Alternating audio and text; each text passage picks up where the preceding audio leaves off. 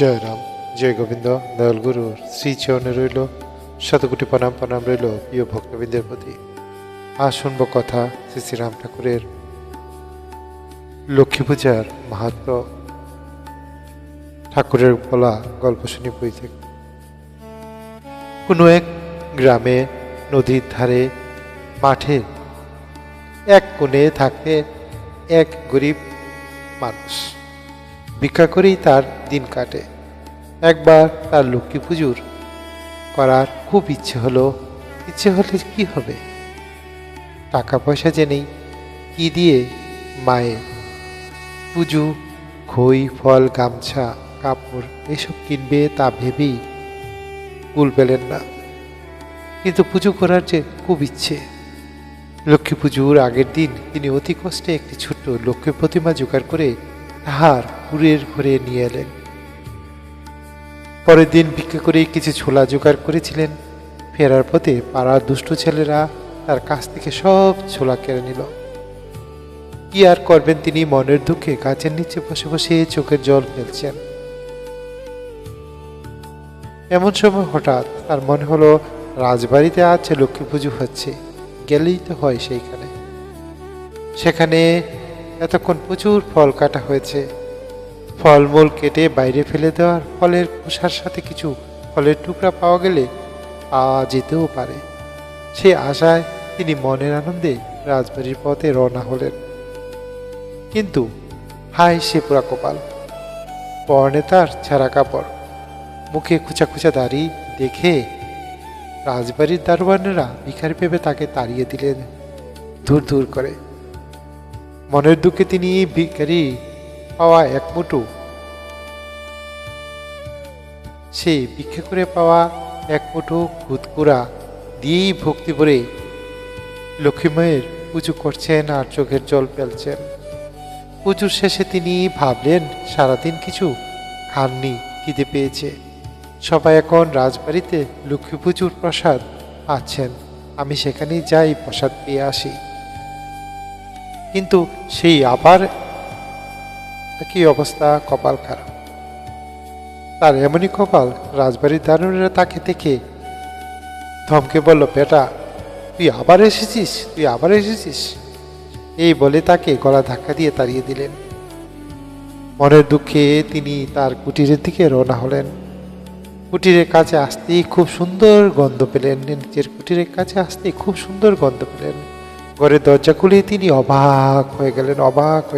দেখলেন সারা ঘরে বিছানো রয়েছে লাল পাড়ের কাপড়ের শাড়ির, আর সুন্দর মিষ্টির গন্ধে সেই ভাঙা ঘর ম ম করছে। দু চোখে তার জল, সেই জল আর ধরে না।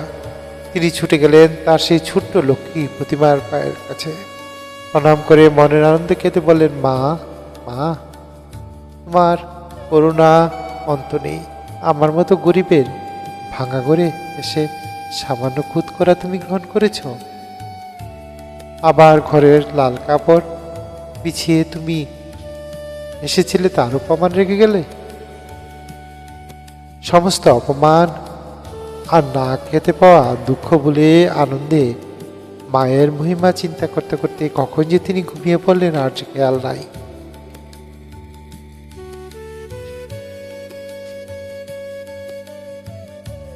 পূর্ণিমার রাত, মাঝ আকাশে রূপুর থালার মতো চাঁদ ঝলমল করছে।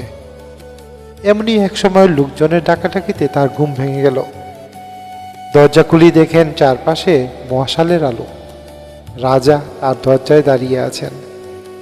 তাহাকে দেখেই রাজামশাই তাহার পায়ে জড়িয়ে ধরলেন। তখন তিনি তাড়াতাড়ি রাজাকে উঠিয়ে প্রণাম করে বলেন, রাজামশাই কি হয়েছে, আপনি এত রাত্রে? শুনে রাজা বললেন,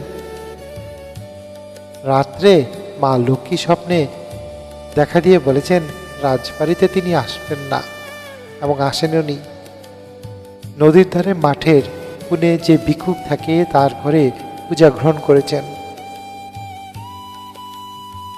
রাজা বললেন, আমি মা লক্ষ্মীকে জিজ্ঞেস করি, মা আমাদের কোন অপরাধে আজ আপনি রাজবাড়িতে আসেননি? শুনে লক্ষ্মী মা বললেন যে গরিব লোকটাকে ভিখারি ভেবে রাজবাড়ির দারোয়ানেরা দুবার তাড়িয়ে দিয়েছে। সে আমার পরম ভক্ত যে। তোমার লোক তার মনে দুঃখ দিয়েছে, তাই রাজবাড়ির রাজভোগ আর রাজস্বের ঐশ্বর্যের পুজো আমি গ্রহণ করতে পারলাম না, তাই আমি আসিনি। তার সামান্য উপাচার আর ভক্তিভরে পুজো আমি গ্রহণ করেছি।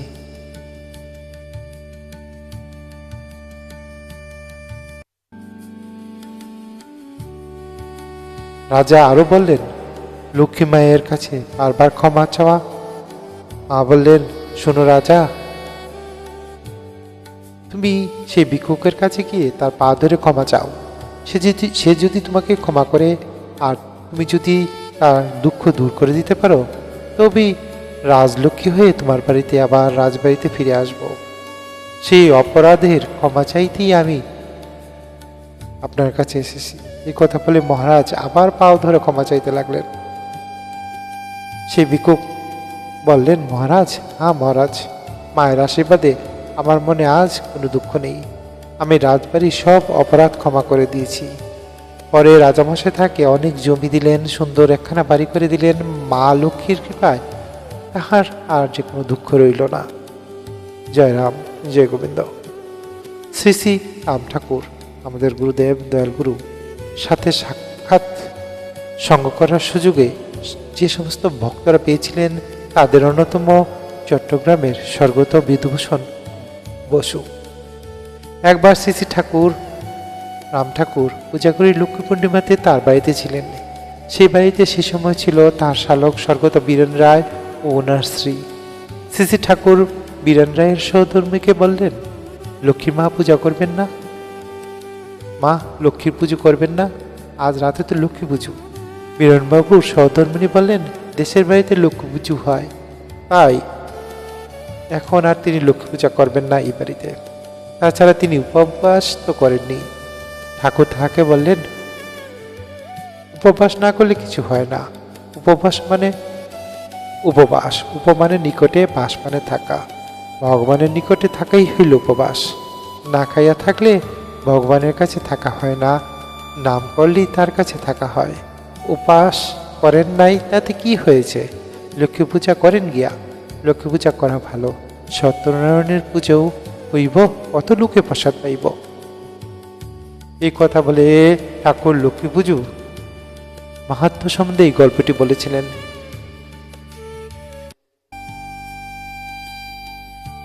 লেখিকার ভাষায় এই ঘটনার বর্ণনার সময় দরিদ্র ভিক্ষুকটির দুঃখের কথা বলতে বলতে ঠাকুরের কণ্ঠস্বর ভারাক্রান্ত ও নয়নযুগল অশ্রুসিক্ত হয়ে উঠেছিল।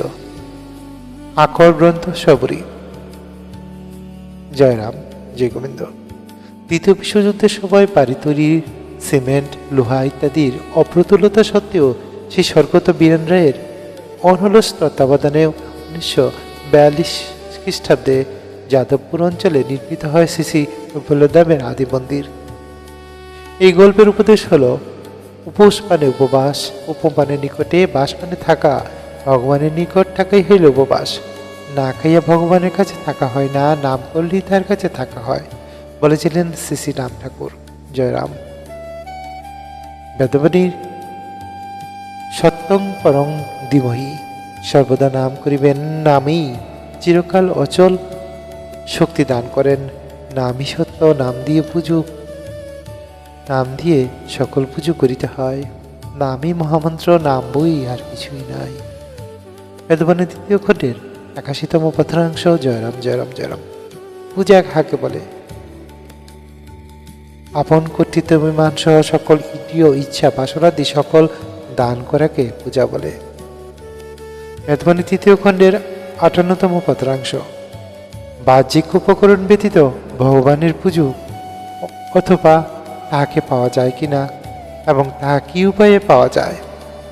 অন্তরের সুখকর ইচ্ছা বর্জিত হইলেই ভগবানের পুজো হয়, অতি সেবাই পুজো হয়।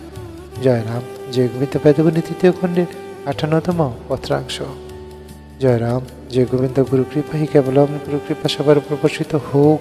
গুরুর আশীর্বাদে জগৎ আলোকিত হোক, গুরুর মহিমা জগৎব্যাপী প্রচার হোক। জয়রাম, জয় গোবিন্দ। বলতুটি মার্জনা করবেন। আমি সুব্রত মজুমদার, শ্রী শ্রী ঠাকুর চরণ আশ্রিত। জয়রাম, জয় গোবিন্দ।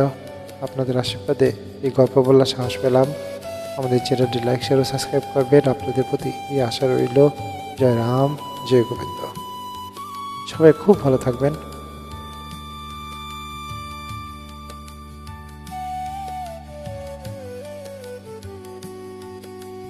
ধন্যবাদ সবাইকে।